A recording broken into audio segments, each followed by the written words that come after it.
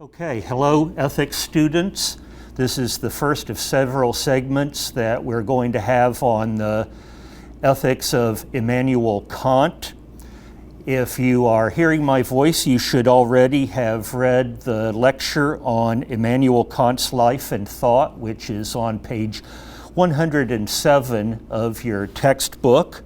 I'm not going to read the entire thing. I hope you find it interesting. But I do want to draw your attention to page 109, right in the middle, where I say that Kant remains one of the four greatest philosophers of the Western world, and surely counts as the greatest representative of deontological ethical theory. Let me just remind you from the first days of the course that deontological theory is the normative theory saying that there is objective right and wrong, objective good and evil, and that it is that morality is a set of obligations and duties that can be expressed in a set of rules, whether they're rules as to what you should do or should not do. This is in strong contrast, of course, to Aristotle's ethics, which is a logic of ends and means. It's also completely in contrast to Ruth Benedict's cultural relativism, which says that there is no objective right or wrong, good or evil, and that what we take to be morality is simply our cultural prejudices. And Kant's philosophy of deontology is also completely different from John Stuart Mill and Kai Nielsen's philosophy of utilitarianism, which is a normative theory that says that morality is maximizing benefit to society as a whole, with everyone counting equally. Kant's theory is completely different. It is a set of duties and obligations that we have, or deontos. Okay, let's now turn our attention in summary to my lecture on Kant's transcendental idealism, which is on page 113 of your textbook.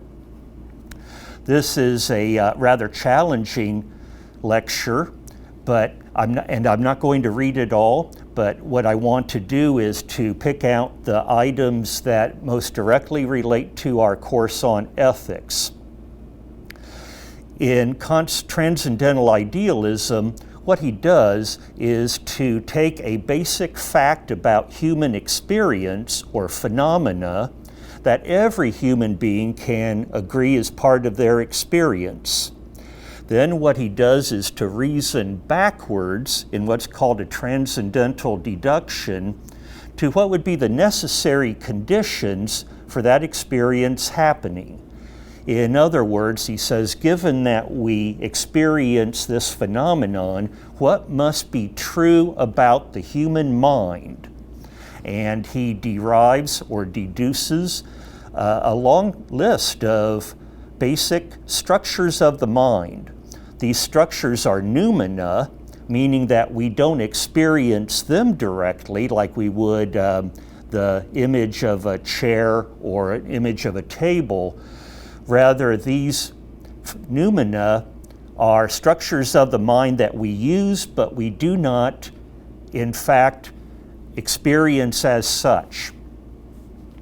Okay, remember that he had started off by saying every human being, regardless of their culture, age, gender, race, whatever, experiences time and space in some fashion or another.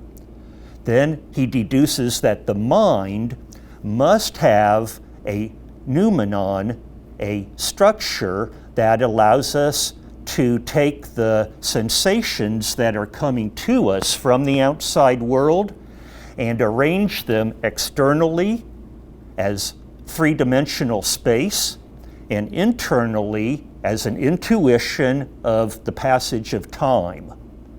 He goes on to deduce other noumenon other structures of the mind, such as the thing in itself, the manifold of apperception, in other words, the structure of the mind that takes the five senses and blends them into one unified experience of an object.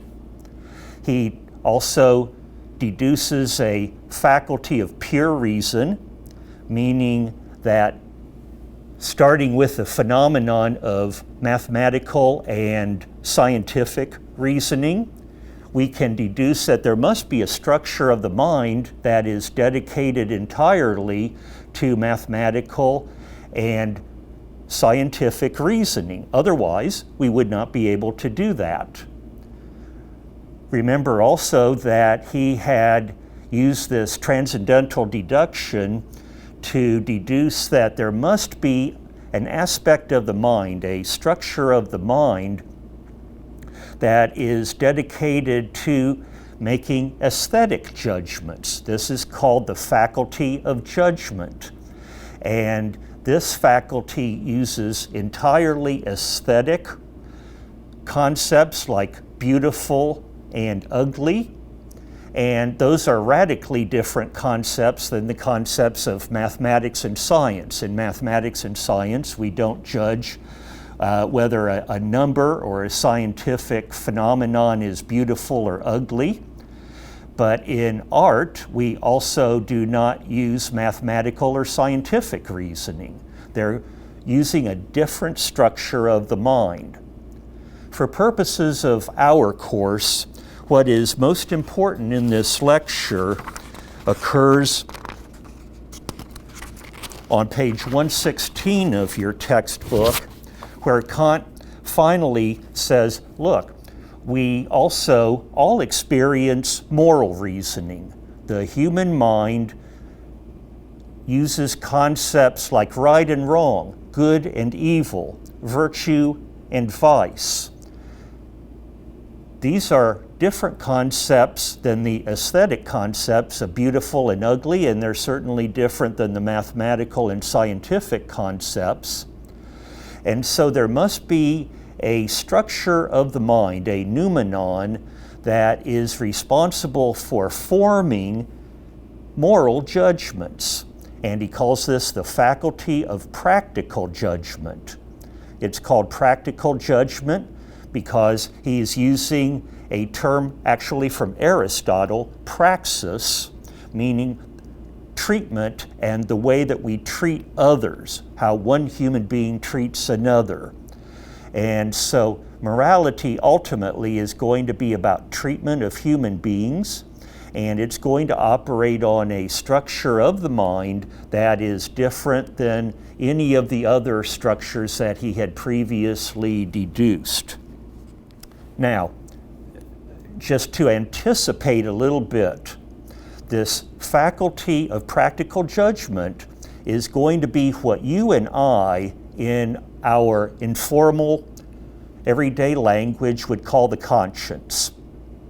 And what Kant is asserting is that everyone has a conscience. Everyone has this capability of thinking morally. That doesn't mean that everyone uses their conscience. It doesn't mean that everybody listens to their conscience or follows it. And for some people, it may seem like they have never heard it and therefore it does not exist. But Kant would argue that it is still there potentially. It is a faculty. It is a potential or capacity that we can use even if we actually ignore it. Anticipating further, he's going to say that all rational beings, when they consult their conscience, will find that it contains one and only one universal moral law. And he calls this the categorical imperative.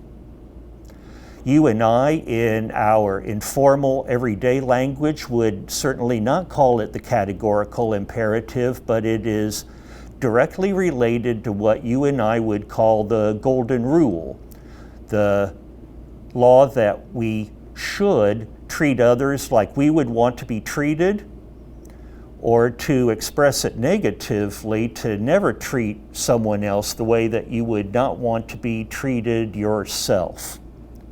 Kant calls this the categorical imperative, and if you break down that phrase, categorical means universal, meaning no exceptions, unconditional.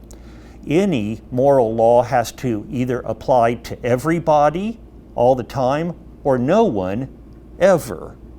So he's going to say that there are no exceptions to the moral law. There are no ways that we can forfeit it or surrender it or ignore it. It is incumbent on all of us. It is categorical. Secondly, it's an imperative because it is telling us what we ought to do. Now, there are some statements that tell us what we ought to do that are entirely conditional. They would not be categorical.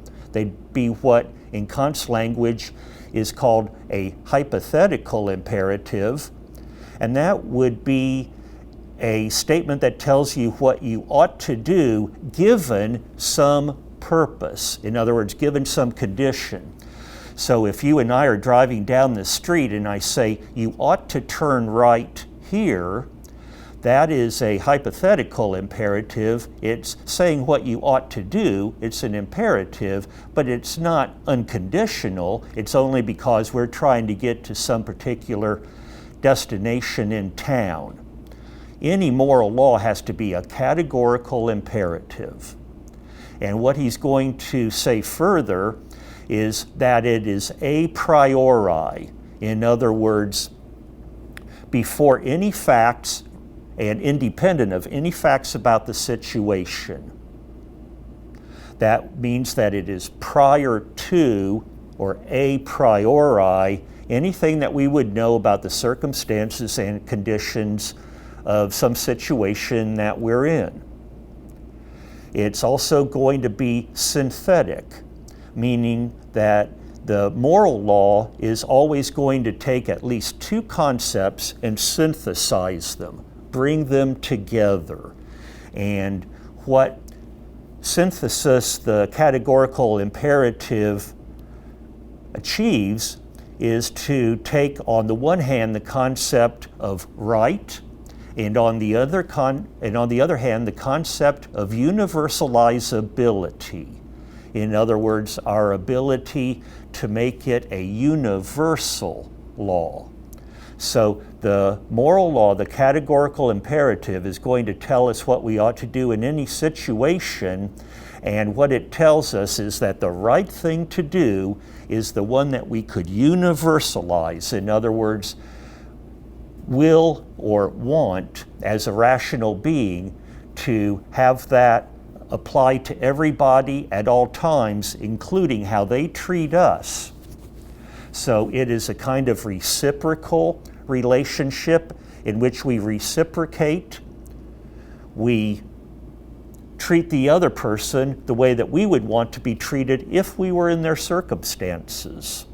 We don't consider who we are in the situation. We may try and completely obscure any identities in the situation.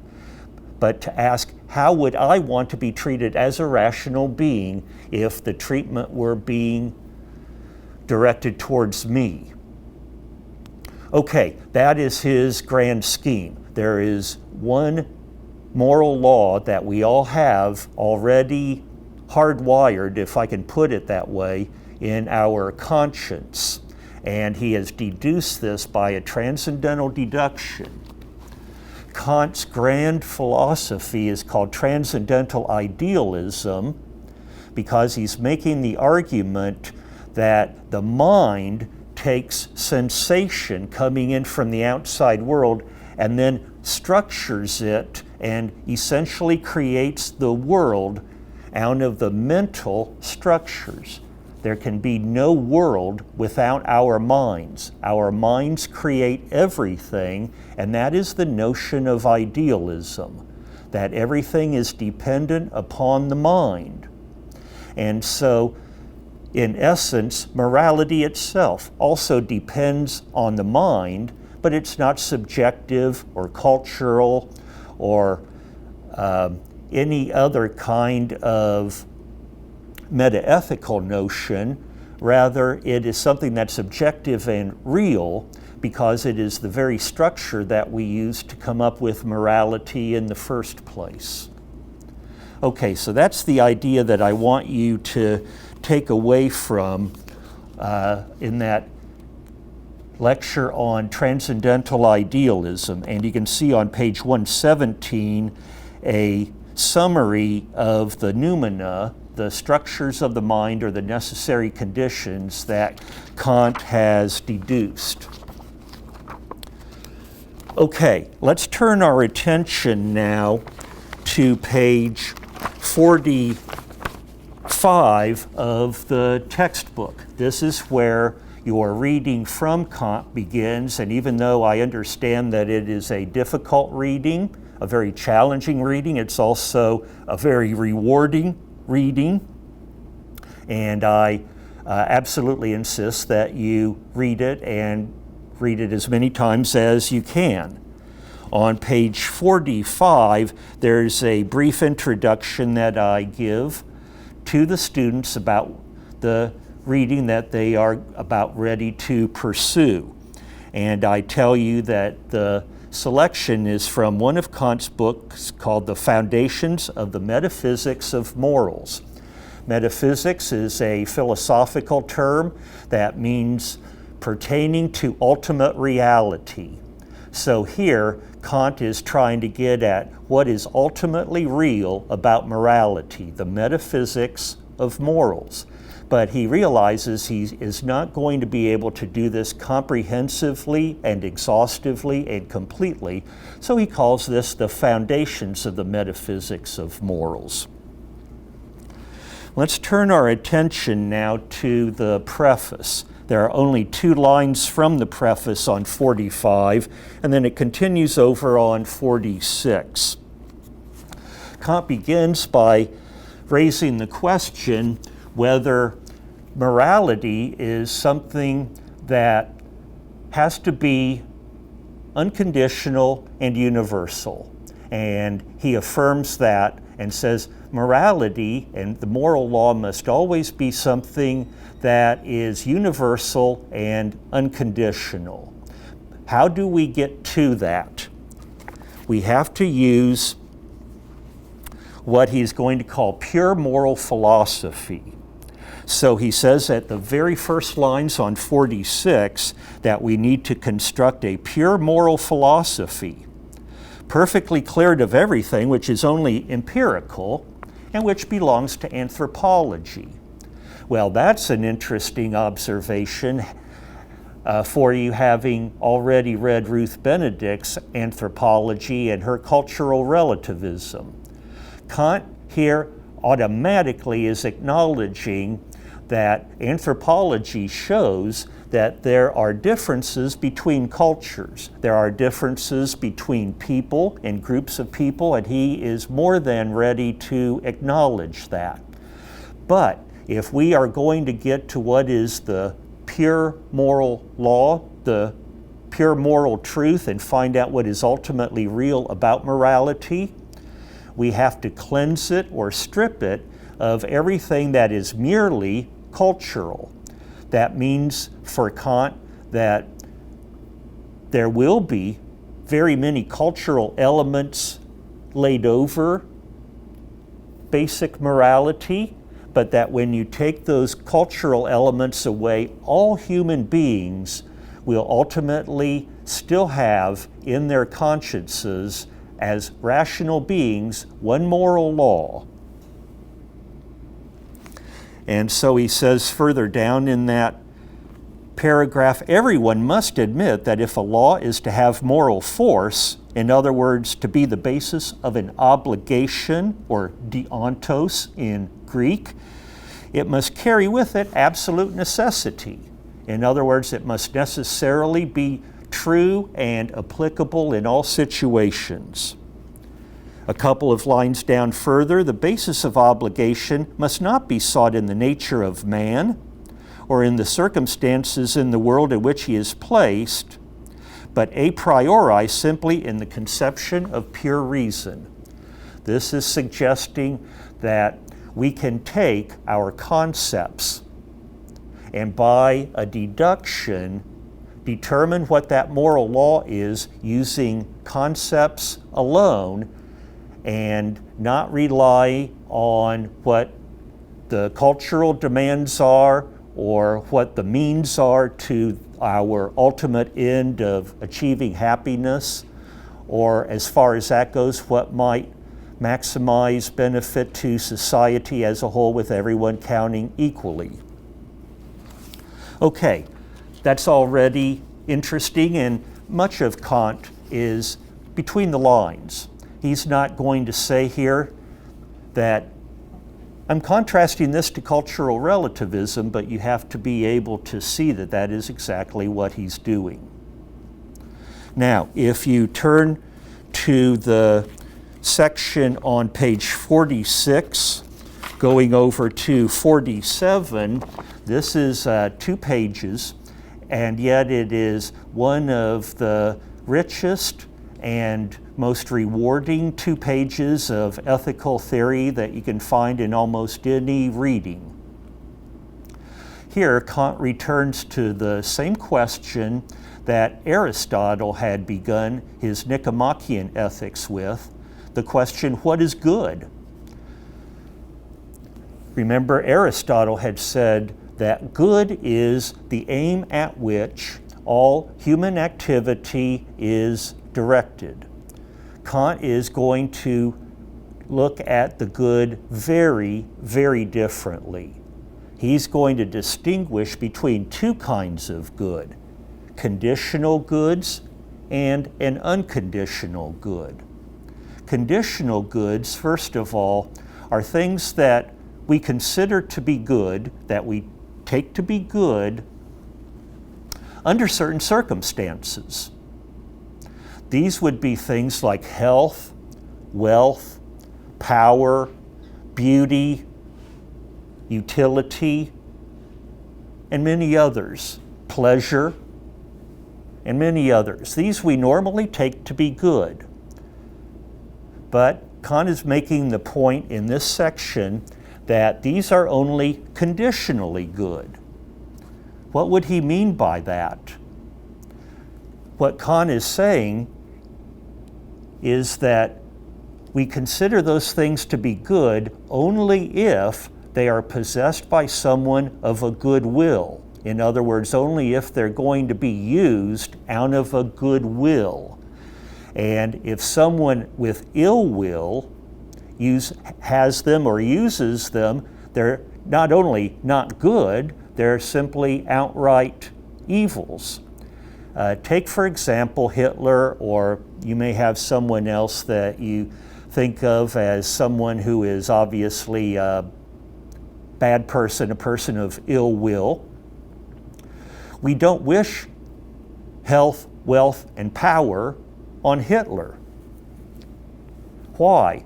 Because he would use them in a wrong way. They would no longer be good. Health, wealth, and power, pleasure, happiness for Hitler would be coming from things that we would consider to be ill will.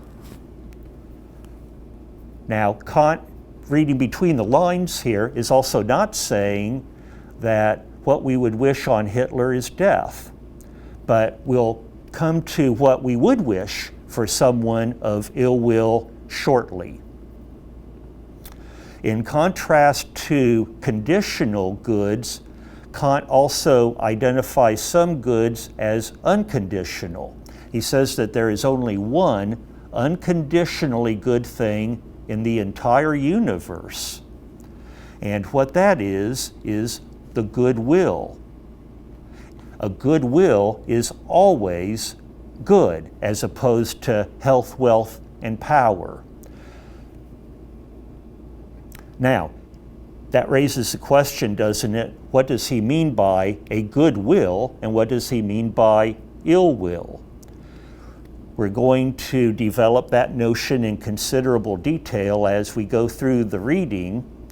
I will make the observation here right now that it is Kant's style to introduce a concept, an idea, and then only later to elaborate and explain it and identify it. So he lays out the idea of a good will and the idea of an ill will here, but he's only going to explain it a little bit later. Okay, so we have this strong contrast. There's not just simply one notion of good, there are two different kinds of good that we can distinguish. Let's return to that question that I raised a minute ago. If we don't want happiness, power, health, and wealth for Hitler, what do we want? Kant is not going to say, well, what we want is for him to be unhappy, powerless, in pain, or dead. What instead we wish for people of ill will is for them to change their will, improve their will, and gain goodwill. So if I can put it in everyday English, for people of ill will, we should not wish that they die or live in misery. What we should wish is that they become good people, that they achieve a kind of will that is the one unconditional good of the universe. Notice too, and this again is something that he doesn't say, but we have to see between the lines, and that is, once a person gains that goodwill, then they deserve the conditional goods. So if Hitler were to have a spiritual and personal conversion and to change how he feels inside, his will, what he is aiming at, what his willpower is directed towards, then he would deserve the conditional goods of health, wealth, happiness, power, pleasure, and many more. But until he does that, he does not deserve them. Now, that may raise the question in your mind, is Kant saying that some people do not deserve to be happy, do not deserve pleasure, do not deserve power, do not deserve wealth and health? Answer, yes, that's exactly what he's saying. That these conditional goods are not rights that we have, but they are things that we earn. We earn conditional goods, we deserve conditional goods in order to pursue our goodwill. If we don't have a goodwill, we don't deserve them. Notice how radically different that is from Aristotle, Benedict, and the utilitarians. They all assume that every human being deserves the conditional goods, and then the question becomes simply, how do we achieve them? Kant backs up and says, that's too fast. We have to make sure that the people are of goodwill before we say that they deserve the conditional goods. That then would conclude our first segment on Kant that went over his life, transcendental idealism, the preface, and his section on the goodwill.